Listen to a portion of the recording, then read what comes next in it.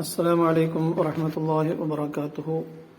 2024 5, 6, 7, 8, 9, 10 +2 +1 +2 ക്ലാസ്സുകളിലെ കുട്ടികൾക്കുള്ള പ്രാക്ടിക്കൽ പരീക്ഷ നടക്കാൻ പോവുകയാണ്. അൽഹംദുലില്ലാഹ്, മുൻകഴിഞ്ഞ വർഷങ്ങളിലൊക്കെ വളരെ മനോഹരമായി ഇത്തരത്തിലുള്ള ക്ലാസ്സുകൾ ഉപകാരപ്പെടുത്തുകയും വളരെ കൂടുതൽ വിജയം കരസ്ഥമാക്കുകയും ചെയ്തുകൊണ്ട് നമ്മുടെ വിദ്യാർത്ഥികൾ മുന്നോട്ട് വന്നിട്ടുണ്ട്.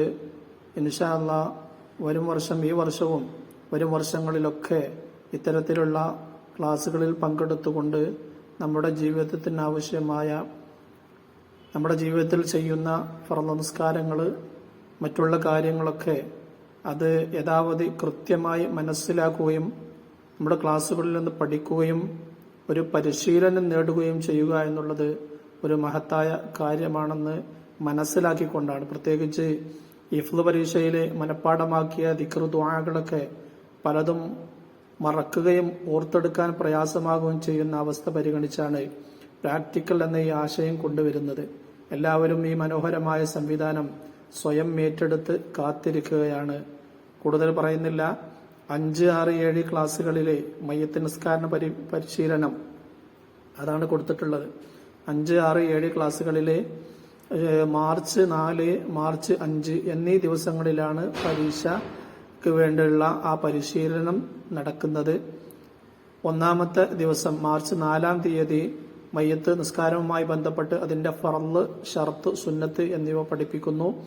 അന്ന് തന്നെ രണ്ടാമത്തെ പീരീഡ് ഉസ്താദുമാര് നിസ്കാരത്തിന്റെ രൂപം ചെയ്ത് കാണിച്ചു കൊടുക്കുന്നു. വളരെ സൗകര്യമാണ് അതൊക്കെ പഠിക്കാൻ, മയ്യത്ത് നിസ്കാരത്തിനെ കുറിച്ച് പഠിക്കാനും അതിലുള്ള ദിക്ർ ദുആകളൊക്കെ പഠിക്കാനൊക്കെ വളരെ ഉപകാരപ്രദമായ ഒരു സമയം കൂടിയാണെന്ന് മനസ്സിലാക്കുക. രണ്ടാമത്തെ ദിവസം മാർച്ച് 5 ദിക്ർ, അതിലുള്ള ദിക്റുകൾ, 4 തക്ബീറുകൾക്കിടയിലുള്ള ദിക്റുകളും മറ്റുള്ള കാര്യങ്ങളൊക്കെ തെറ്റില്ലാതെ പഠിപ്പിക്കുകയും അതിൽ തന്നെ രണ്ടാമത്തെ പീരീഡ് ദിക്ർ തെറ്റില്ലാതെ അർത്ഥസഹിതം പഠിപ്പിക്കുകയും ചെയ്യുന്നു എന്നുള്ളതാണ്. അപ്പോൾ അവിടെ പ്രത്യേകം ശ്രദ്ധിക്കേണ്ടത്,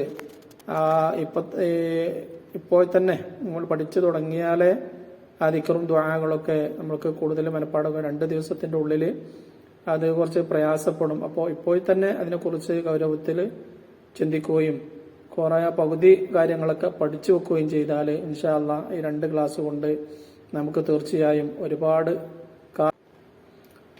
8, 9, 10 +1 +2 ക്ലാസ്സുകളിൽ മാർച്ച് 4, 5 ആ ദിവസത്തിൽ തന്നെയാണ് എല്ലാവർക്കും ക്ലാസ് ഉള്ളത്.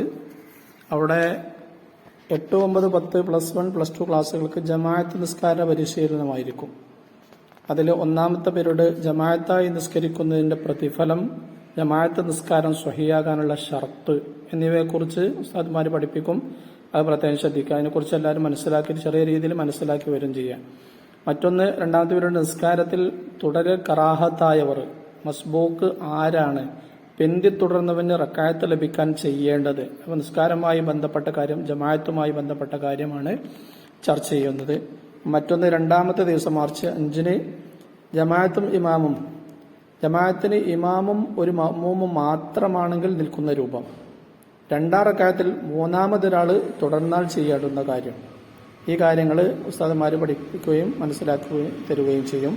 മറ്റൊന്ന്, രണ്ടാമത്തെ പീരീഡ് മാർച്ച് 5 രണ്ടാമത്തെ പീരീഡ് മസ്ബൂക്ക് തക്ബീറത്തുൽ ഇഹ്റാം ചൊല്ലിയ ഉടനെ ചെയ്യേണ്ടുന്ന, അതുപോലെ അഥവാ ഇമാമ് ഖിയാമിലോ റുക്കോയിലോ അവർക്ക് ശേഷമുള്ളതിലോ ആണെങ്കിൽ മസ്ബൂക്ക് എന്ത് ചെയ്യണം എന്നിവയെക്കുറിച്ചുമായിരിക്കും പഠിപ്പിക്കുന്നത്.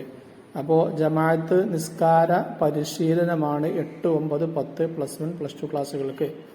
അതൊക്കെ വളരെ ഗൗരവത്തിൽ മനസ്സിലാക്കേണ്ട ഒരു വിഷയം കൂടിയാണ് ജമാഅത്ത് നിസ്കാരത്തിനെ കുറിച്ച്. നമ്മുടെ മക്കള് പള്ളിയിലേക്ക് വരുമ്പോൾ അവര് എങ്ങനെ ഇമാമുമായി ബന്ധപ്പെടണം, എങ്ങനെ ഇമാമുമായി തുടരണം, മസ്ബൂക്ക് എപ്പോഴാണ് മസ്ബൂക്കിന് റക്അത്ത് ലഭിക്കുക എന്നുള്ള കാര്യങ്ങളൊക്കെ, ജമാഅത്തായി നിൽക്കുമ്പോൾ എവിടെ നിൽക്കണം, ഒരാൾ വരുമ്പോൾ എവിടെ നിൽക്കണം, 2 ആൾ വരുമ്പോൾ എവിടെ നിൽക്കണം എന്നൊക്കെ മനസ്സിലാക്കുന്ന പല രീതികളും അതും ശ്രദ്ധിക്കുക എല്ലാവരും.